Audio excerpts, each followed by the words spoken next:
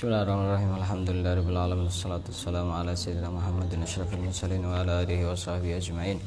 Subhanaka la ilma lana illa ma 'allamtana innaka antal alimul hakim. Wa tub 'alaina innaka antat tawwabur rahim. Wa taqabbal minna innaka antas samiul alim. Qala rabbi shrah li sadri wa yassir li amri wa hlul 'uqdatam min lisani yafqahu qawli. Nawaitu ta'alluma wa ta'lim wa ifadata wal istifadah wa tamassuka ala kitabillah wa sunnati rasulih wa du'a ila al-huda wa dalalah ala al-khair ibtigha'a mardatihi wa qurbihi wa thawabihi subhanahu wa ta'ala. Qala al-musannif rahimallahu ta'ala wa nafa'ana bihi wa bi 'ulumihi wa amatana bi asrari fid dharain amin. Kita lanjutkan kajian pada kesempatan kali ini. Kita masih membahas kitab Adatus Salaf Ali wa Alawi yang dikarang oleh Al-Habib Muhammad Abdullah Muhammad Al-Haddar. Dan yang akan kita bahas pada kesempatan hari ini adalah amalan-amalan yang dilakukan oleh para ulama dari Sahabat Alawi yang dilakukan pada hari Jumat. Apa saja amalan-amalan mereka? Mungkin kita bisa meniru karena mereka adalah orang-orang soleh. Yang pertama, amalan mereka pada hari Jumat adalah al-muhafadzatu ala qiraati surati sajdati wal insan fi sholatil fajri min subhi yaumil jum'ah. Mereka membaca surat As-Sajdah dan surat Al-Insan pada saat sholat subuh pada hari Jumat. Bagi yang hafal surat As-Sajdah? Tidak hafal surat Al-Insan? Hal ata alal insani hinum minad dahri lam yakun syai'am madhkura. Yang hafal. Yang tidak hafal ya terserah, baca Al-Ikhlas rakaat pertama, Al-Ikhlas rakaat kedua. Oh, kok sama?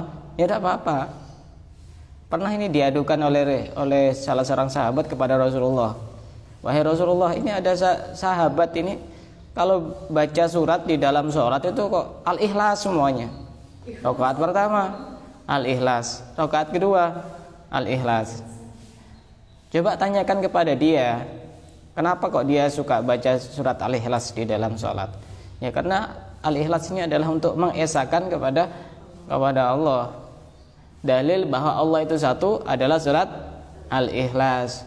Jangan sampai tidak tahu ini. Dalil Allah itu satu, dalilnya surat Al-Ikhlas. Jangan sampai tidak tahu. Karena Al-Ikhlas kan hafal. Qul huwallahu ahad. Katakanlah bahwa Allah itu satu. Seandainya Allah itu dua, repot nanti tawuran itu. Jadi yang paling masuk akal Tuhan itu ya satu, bukan dua, bukan tiga. Paling masuk akal. Coba seandainya Tuhan itu dua, waktu mau menerbitkan matahari, satunya pengen menerbitkan, satunya tidak mau, nanti kan jadi rebutan itu. Ada tawuran antar satu Tuhan dengan Tuhan yang lain kan ya tidak lucu, masa Tuhan bisa tawuran gitu. Itu yang bagus pada saat sholat subuh, rakaat pertama membaca surat As-Sajdah dan rakaat kedua membaca surat Al-Insan.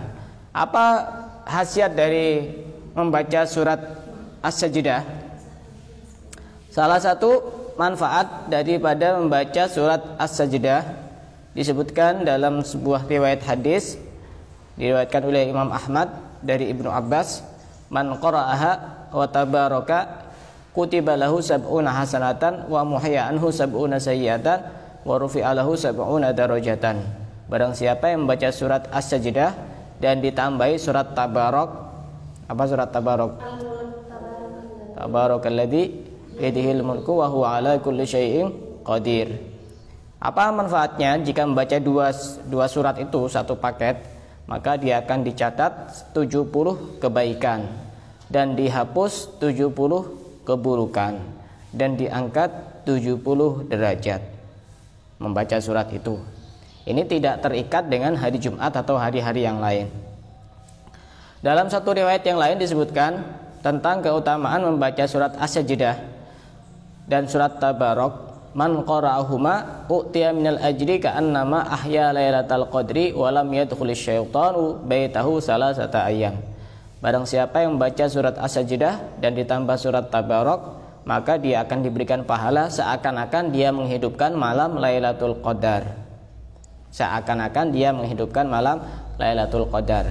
Dan tidak akan masuk setan ke rumahnya selama 3 hari. Kalau pengen setan tidak ada di rumahnya, baca ini As-Sajdah sama surat Al-Mulk setiap hari ya bisa.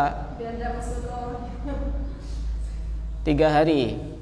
Kalau banyak setannya berarti jarang baca Quran. Rumahnya terlalu banyak setan-setan.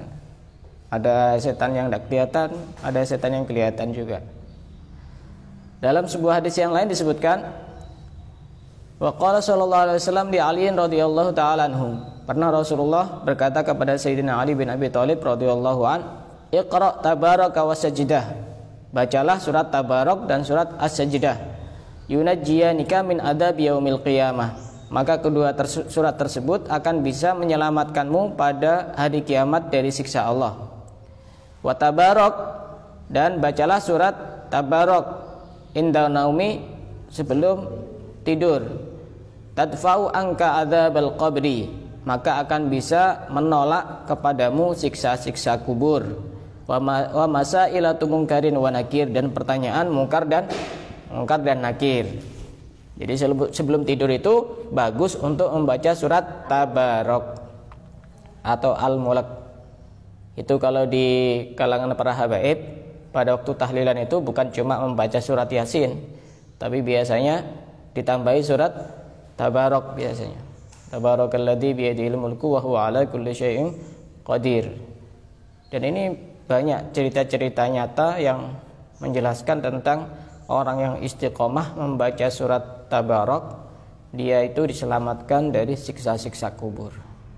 Daripada kita nanti repot waktu di alam kubur, ini salah satu solusi agar kita bisa diselamatkan oleh Allah dari siksa kubur. Yang pesan ini siapa? Rasulullah. Kepada siapa? Kepada Sayyidina Ali bin Abi Thalib. Atau Rasulullah, ana madinatul ilmi wa aliyun babuha. Aku adalah kotanya ilmu, sedangkan Sayyidina Ali adalah pintunya. Orang belajar untuk masuk ke satu kota kan harus melewati pintunya dulu. Semacam apa ya? Perbatasan begitu. Perbatasan untuk masuk kota harus melewati situ dulu. Kalau tidak melewati kan tidak bisa. Orang pengen menghormati Rasulullah, tidak menghormati Sayyidina Ali, tidak bisa. Kadang-kadang sebagian kelompok itu hormat kepada sahabat itu dipilah dan dipilih. Ada sahabat itu yang membenci, sangat membenci kepada Sayyidina Ali. Namanya kelompok apa? Kelompok Khawarij. Orang yang sangat membenci kepada Sayyidina Ali berlebihan, kelompok Khawarij. Ada yang terlalu berlebihan mencintai Sayyidina Ali, namanya kelompok Syiah.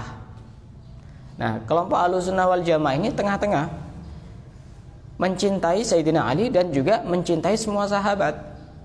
Kalau Syiah ini mencintai Sayyidina Ali dan semua sahabat ini dianggap tidak benar dan bahkan dikatakan masuk neraka, termasuk Sayyidina Abu Bakar, Sayyidina Umar, Sayyidina Utsman, Sayyidina Ali, dan bahkan Sayyidah Aisyah dianggap pernah berzina karena waktu itu Rasulullah pernah melakukan perjalanan bersama Sayyidah Aisyah dan ternyata Sayyidah Aisyah ketinggalan di tengah-tengah jalan, tidak ada yang menemani. Itu dituduh oleh mereka sebagian kelompok Sayyidah Aisyah pernah berzina. Jadi apapun kalau berlebihan itu tidak bagus. Mencintai berlebihan tidak bagus, membenci berlebihan tidak bagus. Dalam satu ungkapan disebutkan, habibaka haunamma asa ayyakuna baghidaka yaumamma. Cintailah kekasihmu sekedarnya saja, barangkali suatu saat dia menjadi orang yang paling engkau benci. Sebaliknya, wa abghid baghidaka haunamma asa ayyakuna habibaka haunam yaumamma. Dan bencilah musuhmu sekedarnya saja, bisa jadi nanti suatu saat dia termasuk orang yang paling engkau cintai. Biasa-biasa aja, tidak usah berlebihan apapun itu. Mau mencintai termasuk beramal, melakukan kebaikan. Jangan pas langsung semangat baca sholawatnya 100.000 kali, besok sudah bosen itu. Kadang-kadang caranya setan untuk menggoda manusia itu bukan untuk melakukan keburukan, bukan untuk melakukan kemaksiatan, tapi diberi semangat untuk melakukan kebaikan. Tujuannya apa? Biar bosen. Ayo pokoknya selama 1 bulan ini kamu harus puasa Senin Kamis, terus harus sholat duha, harus sholat tahajud, pokoknya harus. Kamu ini sudah banyak dosanya. Oh, ternyata dilakukan sampai begitu semangat, istiqomah. Ternyata kayak apa, setelah jarak 1 bulan, oh ternyata capek ya ibadah kayak gitu. Tidak usah berlebihan, sesuai dengan kemampuan kita. Kalau mampunya misalkan baca sholawat 1000 kali, ya sudah 1000 kali. Mampunya 100 kali, 100 kali. Yang penting istiqomah.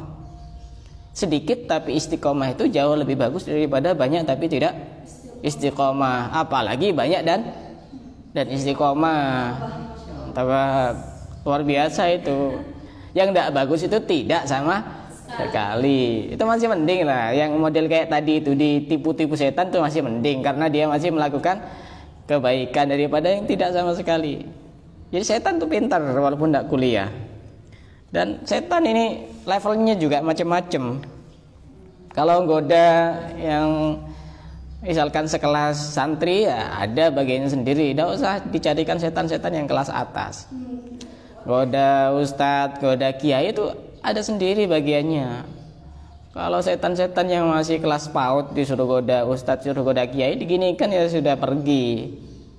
Sudah ada kelasnya masing-masing setan itu. Jadi kita itu berlebihan itu tidak bagus. Mau mencintai, mau benci, semuanya tidak bagus. Saya pernah baca salah satu tulisan di Facebook. Bukan hadis, bukan Quran, bukan kata ulama, tapi bisa diambil pelajarannya. Bukan dari Islam, tapi sangat masuk akal. Tidak usah berlebihan dalam hal apapun. Ini tidak ada referensinya ini ya, tidak ada referensinya. Saya pernah membaca satu tulisan di Facebook begini. Ini tentang mencintai yang biasa-biasa saja, tidak usah berlebihan. Tulisannya begini, saya masih ingat, sekitar 5 atau 6 tahun yang lalu begitu. Yang nulis ini salah satu keluarga dari Pondok Nurul Jadid, saya masih ingat. Nulis di satu grup di Facebook begitu. Nah, tidak saya sebutkan, saya tahu orangnya. Terkenal di Nurul Jadid, salah satu orang-orang yang terkenal di Nurul Jadid. Begini tulisannya. Jangan mencintai aku setinggi langit, karena langit bisa runtuh. Jangan mencintai aku sebesar gunung, karena gunung bisa hancur. Jangan mencintai aku seluas lautan, karena lautan bisa surut. Tapi cintailah aku seujung kuku, karena semakin ia dipotong, dia akan semakin tumbuh kembali. Nah, begitu. Bukan hadis ya, bukan hadis sama lagi Al-Quran. Tidak kira nemu. Dilihat dari juz 1 sampai juz 30 udah bakal ada. Cari Ustadz itu surat apa? Terjemah dari surat apa? Surat cinta itu. Surat cinta, bukan surat Al-Quran. Jadi apapun biasa-biasa saja, tidak usah berlebihan. Semangat beragama itu bagus, tapi kalau tidak diiringi dengan ilmu yang cukup, berbahaya. Orang pakai cadar, bagus tidak? Bagus. Tapi kalau ilmunya kurang, bisa bahaya. Kenapa? Dia bisa jadi merasa bahwa dirinya yang paling mulia, menganggap bahwa yang tidak bercadar itu hina. Ya, urusan bercadar itu sebenarnya bagus. Saya suka orang bercadar. Saya sangat suka orang yang bercadar. Cuma perlu untuk kita ketahui bahwasanya memang ada 2 pendapat terkait bercadar ini. Pendapat yang paling kuat memang wajib bercadar itu. Pendapat yang paling kuat itu wajib. Tapi ada pendapat kedua yang mengatakan bahwasanya bercadar itu tidak wajib, hanya saja yang penting wanita itu menutup seluruh tubuhnya kecuali wajah dan telapak tangan. Ya mungkin orang Indonesia banyak yang lebih mengikuti ini. Kadang-kadang orang itu kan pemahamannya agak aneh begitu. Ketika ada orang yang tidak bercadar melihat orang yang bercadar, oh ini aliran sesat. Sesatnya dari mana? Yang sesat itu yang buka-buka itu. Bercadar kok sesat. Ya memang sebagian orang itu yang bercadar itu yang kadang-kadang ngebom di tempat-tempat ibadah. Memang sebagian, tapi jangan terlalu sinis kepada orang yang bercadar. Oh, itu aliran sesat, aliran apa kok pakai matanya tok yang kelihatan itu. Yang sesat itu yang pakai rok mini itu loh, sesat-sesat itu. Oh, kita kok merasa kayak risih melihat orang yang nutup aurat, tapi merasa biasa melihat orang yang buka-buka itu. Kan ya aneh. Pernah ada dalam satu ceramahnya, waktu itu ceramah acara Isra Mi'raj di pondok saya di Jombang itu, undang Habib Jamal bin Toha Ba'agil dari Malang. Dia cerita tentang kemajuan peradaban manusia. Dulu itu zaman primitif, orang itu kan cara menutup auratnya ya paling yang ditutup pakai barang-barang seadanya, dan yang ditutup di area-area itu cuma, tidak seluruh tubuh ya. Ya di area kemaluan, dan kalau perempuan juga di bagian atas itu. Semakin hari semakin maju, semakin berkembang, sehingga ditemukanlah pakaian untuk menutupi seluruh tubuh. Jadi semakin maju ya semakin berkembang. Kok ada orang yang mengatakan kalau ada orang yang tidak berpakaian seperti yang dilakukan oleh orang-orang di zaman modern, dengan cara misalnya pakaian you can see, pakaian tank top top tank gitu.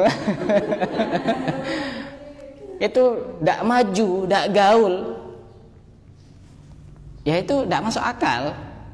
Mestinya orang yang pakaian buka-bukaan itu yang justru bisa dikatakan orang primitif.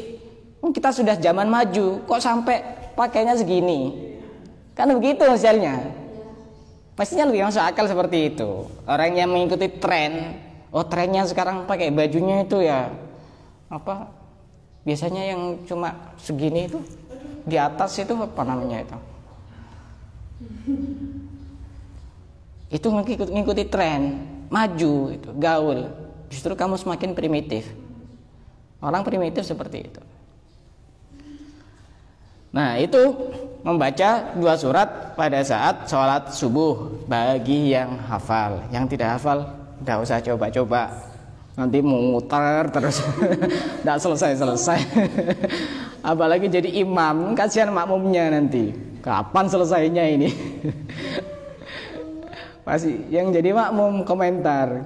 Kalau versinya K. Anwar Zahid, kulhu saja, tidak usah baca-baca yang lain. Batal semua itu nanti. Wa kana al-Imamul Haddad fi akhir waqtihi lamma dhaufa wa kabura sinnuhu yaqra'u bi surati sabbih isma rabbikal a'la wal ghasyiyah. Imam Haddad ini juga istiqomah salat subuh baca 2 surat tadi. Tapi pada saat beliau sudah sepuh, sudah sangat tua, beliau membaca rakaat pertama surat Al-A'la, sabbih isma rabbikal a'la, dan rakaat kedua surat Al-Ghasyiyah. Hal ataka haditsul ghasyiyah.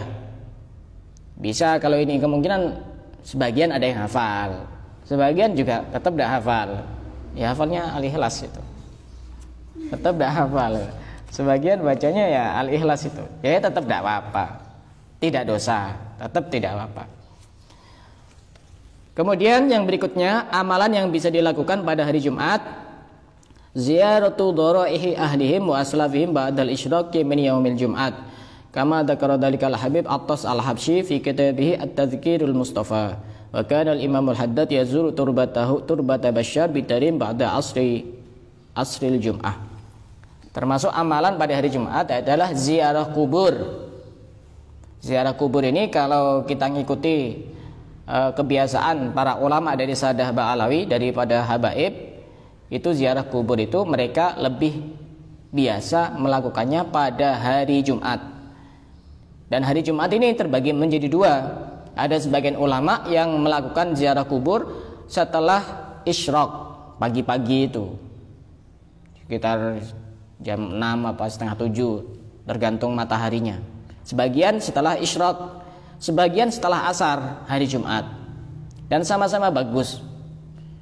Kalau Habib Umar, Habib Ali masyhur, terutama santri-santri Darul Mustafa itu ziarah kubur di Tarim itu setelah pagi-pagi biasanya saya ngikuti itu.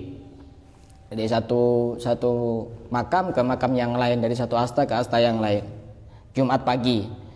Sebagian misalnya kayak santrinya Habib Salim itu banyak yang ziarah kubur pada hari Jumat sore. Sama-sama bagus.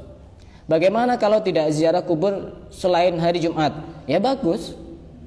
Oh, tapi kan tidak pernah dicontohkan Nabi. Ziarah kubur sudah perintah Nabi. Ziarah kubur ini perintah Nabi, tidak usah lihat harinya. Jangan sedikit-sedikit itu, ini tidak pernah dicontohkan Nabi. Tidak pernah dicontohkan Nabi. Sempit hidup ini kalau semua harus dicontohkan Nabi. Ya memang Nabi ini adalah panutan kita. Cuma ya pemahamannya tidak seperti itu, semua harus dicontohkan Nabi. Karena kalau kita mengatakan, oh ini tidak pernah dicontohkan Nabi, tidak pernah dilakukan Nabi, itu tidak bisa dijadikan dalil. Dalilnya apa? Tidak pernah dicontohkan Nabi. Dalil itu ada yang tertulis. Jangan tidak pernah dicontohkan Nabi. Dalilnya apa? Al-Quran. Dalilnya apa? Hadis. Begitu. Dalilnya apa? Tidak pernah dicontohkan Nabi. Mana kitabnya? Kan tidak ada begitu. Tidak bisa dijadikan dalil. Nah, kenapa harus hari Jumat? Ada beberapa keterangan yang menjelaskan di dalam kitab Al-Bujairimi dan juga kitab Tuhfatul Habib Al-Khatib. Di dalam kitab tersebut menukil satu hadis yang mengatakan, man zara qabra walidayhi kulla jum'atin aw ahadihima faqara indahu yasin wal qur'anil hakim ghufira lahu bi adadi dzalika ayatan wa harfan. Wa fi riwayatin man zara qabra walidayhi aw ahadihima yaumal jum'ati kana kahajjatin. Barang siapa yang berziarah kubur kepada kedua orang tuanya atau salah satunya setiap hari Jumat, kemudian membaca surat Yasin wal Qur'anil Hakim, maka akan diampuni dosa-dosanya sebanyak bilangan ayat dan huruf daripada surat Yasin.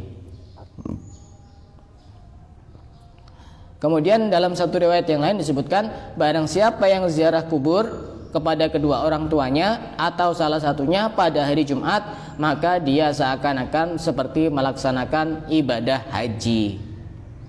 Makanya kenapa orang-orang Indonesia rata-rata ziarah kubur hari Jumat ya? Ya karena memang ada dasarnya. Kalau tidak hari Jumat, boleh. Jangan bid'ah, boleh. Silakan mau hari Sabtu, mau hari Ahad, mau hari Senin, tiap hari terserah. Yang penting jangan tinggal di kuburan. Bahaya. Dalam satu keterangan yang lain, waqad rawal Hakim an Abi Hurairah rafa'ahu hadis marfu, disebutkan bahwasanya man zara qabra walidayhi aw ahadihima fi kulli jum'atin marratan ghafarallahu lahu wa kana baron biwalidayhi. Barang siapa yang ziarah kubur kepada kedua orang tuanya atau salah satunya setiap hari Jumat sekali, seminggu sekali, maka Allah akan mengampuni baginya dosa-dosanya dan dia dicatat sebagai anak yang berbakti kepada kedua orang tuanya. Jadi berbakti itu bukan hanya pada saat orang tua masih hidup, tapi juga kita bisa berbakti kepada orang tua yang sudah meninggal. Ini sebenarnya hadis yang cukup kuat untuk dijadikan dasar bahwasanya amalan orang yang hidup kepada orang yang mati itu nyampe. Nah, Rasulullah apa gunanya menyampaikan? Kita bisa berbakti kepada orang tua yang yang sudah meninggal. Loh, apa manfaatnya Rasulullah bilang seperti itu? Kalau tidak nyampe, kenapa harus dikatakan seperti itu? Ya kan percuma kita berbakti. Paham? Kan percuma kalau tidak nyampe.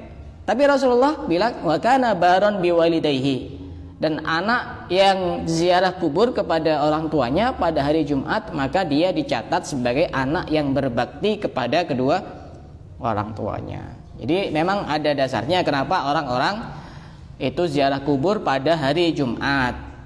Silakan boleh. Yang tidak hari Jumat jangan disalahkan. Itu bersemangat dalam beragama tanpa disertai ilmu yang cukup itu berbahaya. Gampang menyalahkan karena memang ilmunya sangat minim. Padahal manusia itu masih banyak yang lebih pintar. wa fawqa kulli dzi ilmin alim. Di setiap orang yang berilmu masih ada yang jauh lebih berilmu. Di atas langit masih ada langit. Wa ma utitum minal ilmi illa qalila. Dan tidak diberikan ilmu kepada kalian kecuali sedikit. Ilmu kita sini sedikit. Jadi saya sarankan kalau kita melihat sesuatu yang menurut kita tidak benar dan tidak bagus, jangan langsung protes. Diam dulu, setelah itu tanya kepada orang yang ahli, ini benar apa enggak. Jangan langsung menghukumi sendiri. Kalau kita melihat sesuatu yang menurut kita tidak benar sesuai dengan pemahaman kita, diam dulu, setelah itu tanyakan, cari tahu ini benar apa enggak. Tanyakan ustadz, tanyakan kiai, tanyakan siapa. Kalau dijawab, oh ini tidak benar, ya sudah, sesuai dengan prinsipnya. Tapi lagi-lagi walaupun tidak benar bukan berarti kita tidak boleh berbuat baik kepada orang itu. Ya silakan. Bergaul, berkomunikasi ya silakan. Sama-sama bagus begitu. Dan pada hari Jumat itu ada keistimewaan untuk kita memperbanyak membaca sholawat. Karena hari Jumat itu sholawat kita langsung nyampe kepada Rasulullah. Sholawat kita itu langsung nyampe kepada Rasulullah. Di hari-hari yang lain selain hari Jumat, sholawat kita itu masih melalui perantara malaikat Jibril. Jadi kita baca sholawat misalnya hari ini, hari Sabtu, itu nanti akan disampaikan oleh malaikat Jibril kepada Rasulullah. Wahai Rasulullah, ini sholawatnya Fulan bin Fulan, Fulanah binti Fulan, begitu. Dan ini juga hadis sahih yang menjelaskan bahwasanya malaikat Jibril menyampaikan bacaan sholawat kepada Rasulullah. Di situ disebutkan nama orang yang membaca sholawat dan juga nama orang tuanya. Makanya kata Syekh Mutawalli Asy-Sya'rawi, seorang ulama besar dari Mesir, beliau mengatakan orang yang membaca sholawat itu secara tidak langsung dia orang yang berbakti kepada kedua orang tuanya. Kenapa? Karena dia mengharumkan nama orang tuanya di hadapan manusia mulia Rasulullah. Coba ya bayangkan, misalkan dalam satu sekolah begitu ada penerimaan rapot kemudian disebutkan oleh gurunya ranking 1 Ahmad bin Muhammad, wali muridnya ada di situ. Coba betapa bangga apa enggak orang tuanya. Padahal di lingkungan yang sangat terbatas, orang-orang biasa, bangga kan? Apa tidak bangga? Orang tua itu disebut namanya di hadapan Rasulullah. Sangat bangga sekali. Makanya kalau pengen mengharumkan nama orang tua, harumkan di hadapan Rasulullah, karena kita di sisi yang lain dicatat sebagai orang yang berbakti kepada kedua orang tua. Terutama hari Jumat itu kita dianjurkan lebih banyak baca sholawat dibanding hari-hari yang lain. Kalau hari-hari yang lain selain Jumat misalnya setiap hari 100 kali, ya minimal setiap Jumat itu mungkin ditambahi 200 apa 300 sesuai dengan kemampuan. Bisa jadi 1000. Kalau baca sholawat yang pendek Shallallahu alaihi Muhammad 1000 itu sebentar, cuma sekitar 7 menitan atau 5 menitan begitu. 1000 itu sudah selesai. Hari Jumat harus tidak sama dengan hari-hari yang lain. Lebih-lebih hari Jumat itu pada hari Jumat sore, atau yang bisa disebut Sa'ah Fatimiyah, hari Sayyidah Fatimah. Kenapa disebut Sa'ah Fatimiyah? Karena pada hari Jumat sore itu Sayyidah Fatimah radhiyallahu taala anha, beliau membaca sholawat khusus dan beliau banyak berdoa kepada Allah pada hari Jumat sore setelah asar. Salah satu yang dilakukan oleh Sayyidah Fatimah pada hari Jumat sore setelah asar membaca sholawat Allahumma sholli ala Sayyidina Muhammadin abdika wa rasulikan nabiyil ummiyi wa ala alihi wa sahbihi wa sallim taslima. Dibaca 80 kali atau 100 kali. Ini amalan-amalan yang ditarim yang dilakukan oleh para habaib, para ulama Syariah Ba'alawi membaca sholawat itu hari Jumat sore setelah asar, setelah sholat asar. Setelah sholat asar membaca apa? Allahumma sholli ala Sayyidina Muhammadin abdika wa rasulika nabiyil ummiyi wa ala alihi wa sahbihi wa sallim taslima. Dibaca 80 kali atau 100 kali. Manfaatnya apa? Manfaatnya dosa-dosanya akan diampuni oleh Allah selama 80 tahun. Dan dicatat oleh Allah mendapatkan pahala ibadah selama 80 tahun. Dan ini diusahakan dibaca. Jumat sore baca sholawat Fatimiyah. Hafal ya? Gampang. Allahumma sholli ala sayyidina Muhammadin abdika wa rasulika nabiyil ummiyi wa ala alihi wa sahbihi wa sallim taslima. Ada di kitab Khulasah, kitab wirid yang dari Tarim itu. Di Jumat sore itu. Diusahakan baca itu sore, Jumat sore 80 atau 100. Kalau bagaimana kalau misalkan umur kita tidak sampai 80 tahun, rata-rata umurnya manusia kan 60-an ya. Maka juga nanti dosa daripada keluarganya yang akan diampuni oleh Allah. Jadi hari Jumat itu kita dianjurkan untuk lebih banyak lagi membaca sholawat. Dalam satu hadis disebutkan aksiru alayya minas sholati fi lailatul gharra. Perbanyaklah membaca sholawat kepadaku pada malam yang cerah. Malam yang cerah itu yang dimaksud adalah malam Jumat. Wal yaumil azhar, dan hari yang berbunga-bunga, hari Jumat. Itu lebih bagus karena memang sholawat kita langsung tembus kepada Rasulullah. Tidak tanpa perantara. Kalau hari Jumat itu langsung diterima oleh Rasulullah. Itu beberapa amalan yang bisa dilakukan pada hari Jumat sebagaimana yang dibiasakan oleh para ulama dari Sadah Ba'alawi, daripada para habaib, yang bisa juga untuk kita tiru sehingga kita ini menjadi orang-orang yang meniru orang-orang soleh. Dari sini ada yang mau tanya? Silakan. Silakan yang mau bertanya. Malu bertanya? Tidak usah tanya. Sesat di jalan yang mana?